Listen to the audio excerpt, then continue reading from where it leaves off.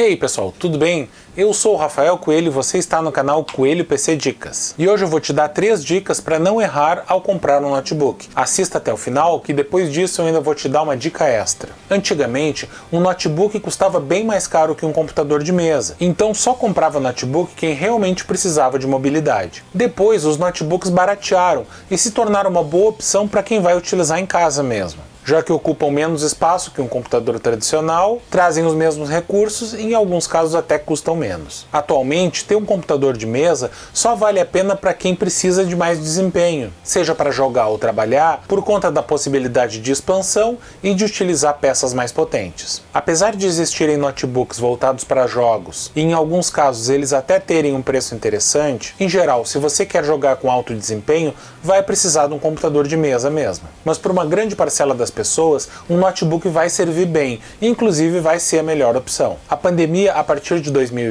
fez aumentar bastante a procura por notebooks, já que muita gente precisou estudar ou trabalhar em casa. Muitas famílias tinham apenas um computador e passaram a precisar de mais, em alguns casos até de uma máquina para cada membro da família. Então é bastante provável que você esteja pensando em comprar um notebook. Por isso eu trouxe esse vídeo, que vai te ajudar a fugir das armadilhas desse mercado tão grande e complexo. Então vamos às dicas de ciladas que você deve evitar. Cilada número 1. Notebooks com processadores antigos. O processador é o componente mais importante do computador, porque é ele quem executa os programas. Via de regra, os processadores para notebooks têm um consumo elétrico mais baixo que os voltados para computadores de mesa. E as principais razões para isso são a autonomia da bateria e as limitações da refrigeração nos notebooks. Esses processadores de menor consumo, em geral, também têm menor desempenho. Mas os processadores mais recentes conseguem equilibrar muito bem essa relação entre desempenho e consumo elétrico. Na verdade, esse é um dos pontos nos quais os processadores mais evoluíram nos últimos anos. Por isso,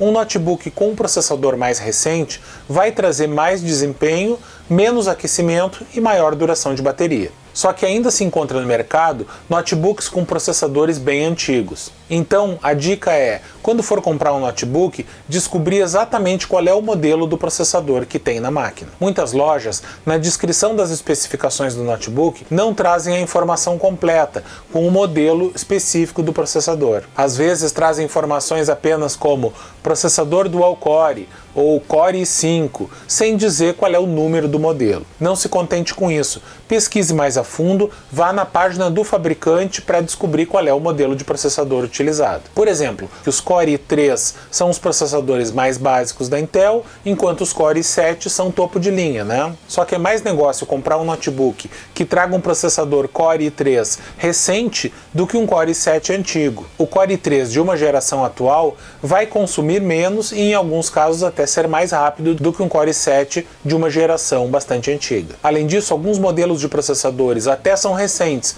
porém são lentos demais. Os processadores Celeron da Intel ou Athlon da AMD são utilizados em notebooks com um consumo baixíssimo. Eles até podem ser uma boa opção se você vai utilizar apenas tarefas bem básicas, mas tenha em mente que um notebook desses vai ser bem lerdo em algumas aplicações. Além disso, é bom saber que em praticamente todos os casos é impossível trocar o processador do notebook, já que ele normalmente vem soldado na placa. Então, a minha dica é evitar notebooks com processadores Intel anteriores à 8ª geração. Escolha um notebook com processador Intel Core de 10ª ou de 11ª geração. Isso fica fácil de ver porque o modelo do processador começa com o número 10 ou o número 11. Já nos notebooks com processadores da AMD, evite os modelos com processador A8, A10 ou A12. Escolha notebooks com processadores Ryzen da série 3000 ou superior. Cilada número 2. Notebooks com pouca memória RAM sem possibilidade de expansão. A memória RAM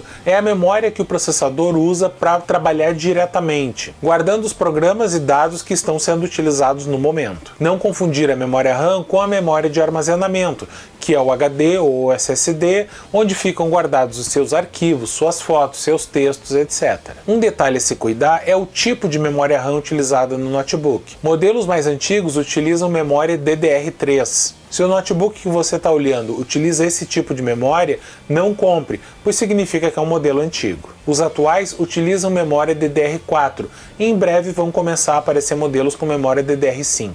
Mas a dica que eu quero dar se refere à quantidade de memória RAM. Atualmente, o recomendado num computador é que você tenha um mínimo de 8 GB de memória RAM, sendo que o ideal é ter 16 GB.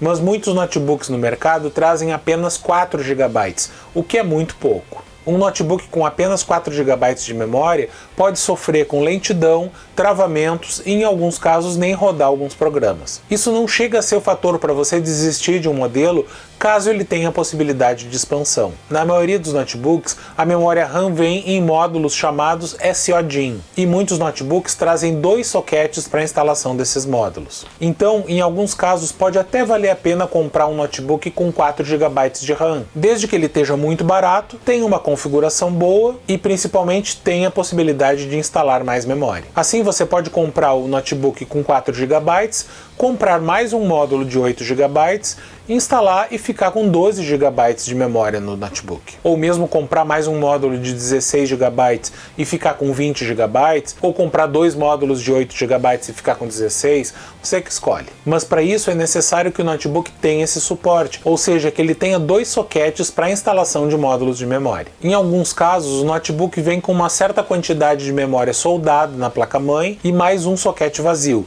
Nesse caso, você também consegue instalar mais memória RAM. Porém, alguns modelos vêm com memória RAM soldada na placa-mãe, mas sem nenhum soquete para você poder instalar mais memória. Esse é o tipo de notebook que você deve evitar. Outra coisa, cuidado com o anúncio da quantidade de memória. Eu já vi um notebook anunciado como tendo 20 GB de memória, quando na verdade ele tinha apenas 4 GB de memória RAM. É que ele trazia 16 GB de memória Optane, que é um tipo de SSD utilizado para acelerar o disco rígido. Ou seja, é um tipo de memória que não tem nada a ver com a memória RAM, mas nesse anúncio, por algum motivo, eles somavam a memória RAM com a memória Optane. Se isso é desconhecimento por parte da loja ou se é má fé, aí eu não sei te dizer. Em suma, tente descobrir não só a quantidade de memória RAM que vem no notebook, mas também o seu tipo e quais as possibilidades de expansão. Quando isso não vem explícito no anúncio, preste atenção, porque pode ser que o notebook não tenha opções de expansão de memória. Cilada número 3. Notebooks com tela HD. A parte mais visível de um notebook é a sua tela. É na frente dela que você trabalha, estuda ou joga. E uma tela ruim pode literalmente te causar dor de cabeça. Além disso, a tela é um dos componentes mais difíceis de trocar num notebook.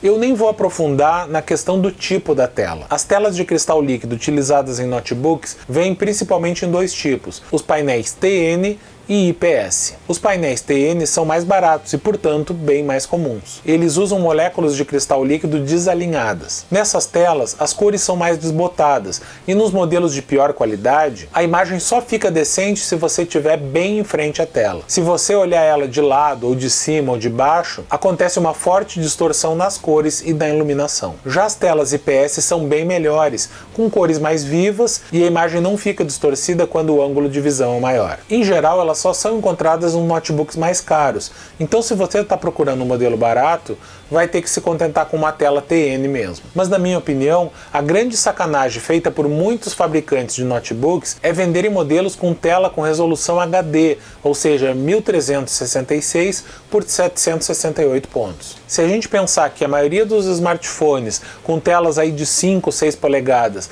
já trazem resolução Full HD, é quase um crime hediondo eles venderem um notebook com tela de 15,6 polegadas com resolução HD. Isso aí resulta numa densidade de pixels extremamente baixa. Pior é que nem tem uma explicação decente, porque uma tela Full HD não oferece um grande acréscimo de preço em relação a uma tela HD. É mais uma questão de mercado. Eles oferecem esses notebooks simplesmente porque o pessoal compra. A resolução da tela mais baixa prejudica em tudo. Primeiro, ao assistir filmes e séries, a imagem vai perder qualidade. Segundo, ao ler ou digitar textos, você perde nitidez, o que te faz forçar mais os olhos e cansar mais a vista. Mas o pior nem é isso. O pior é que quando você trabalha num editor de textos ou num editor de fotos, uma tela de baixa resolução faz com que os ícones, ferramentas e menus utilizem uma área relativamente maior da tela. Assim sobra uma menor área realmente para você trabalhar. E isso faz com que você tenha que ficar rolando a tela o tempo todo,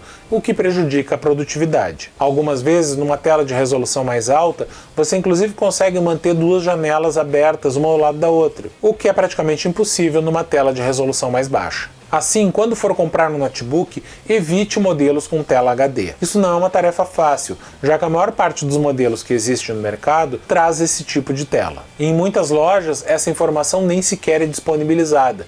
Até parece que estão tentando esconder essa informação, porque será, né? Mas existem alguns bons modelos com tela Full HD, e em muitos casos eles nem custam mais caro do que os outros. A dica é procurar bastante e não comprar nenhum notebook que a informação de que a tela é Full HD não esteja bem clara. Menção honrosa: notebooks sem SSD. Você deve estar pensando por que eu não incluí nas principais ciladas a falta de um SSD. Caso você não conheça, o SSD é um dispositivo que faz a mesma função de um HD, ou seja, armazenar informações. Mas como um SSD é totalmente eletrônico, ele é muito mais rápido do que um HD, que é um dispositivo mecânico. Então, utilizar um SSD para guardar o sistema operacional e os programas que você mais usa, hoje em dia é imprescindível. A diferença na sensação de velocidade é absurda, ainda mais que os HDs utilizados em notebooks em geral são mais lentos. Carregar o Windows, por exemplo, em um notebook só com HD pode levar 1 minuto ou até mais do que isso. Já em um notebook que tem um SSD, pode levar apenas alguns segundos. Depois que você se acostuma a utilizar um computador com SSD, carregar qualquer programa que esteja gravado num HD é um martírio. No mercado de notebooks hoje em dia, existem alguns modelos que vêm apenas com SSD, outros que trazem apenas HD e outros que trazem os dois. Nesse último caso, o Windows fica instalado no SSD, enquanto o HD está lá para oferecer mais espaço para os seus arquivos, já que de modo geral um HD traz mais espaço disponível do que um SSD. Então, a melhor opção, claro, é comprar um notebook que já venha com SSD, seja ele sozinho ou combinado com HD. Só que às vezes pode até valer a pena comprar um notebook que não venha com SSD, desde que seja um modelo com uma configuração boa, uma tela Full HD e, claro, um bom preço. A questão é que normalmente é relativamente fácil e barato instalar o SSD. Nos modelos atuais, além de você poder trocar o HD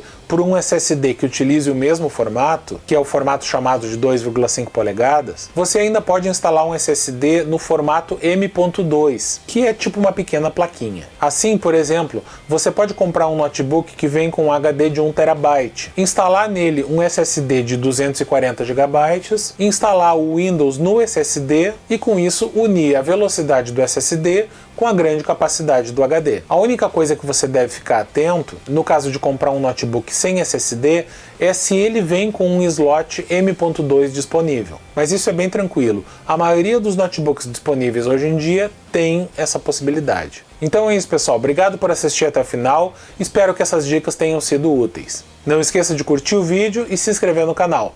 Valeu!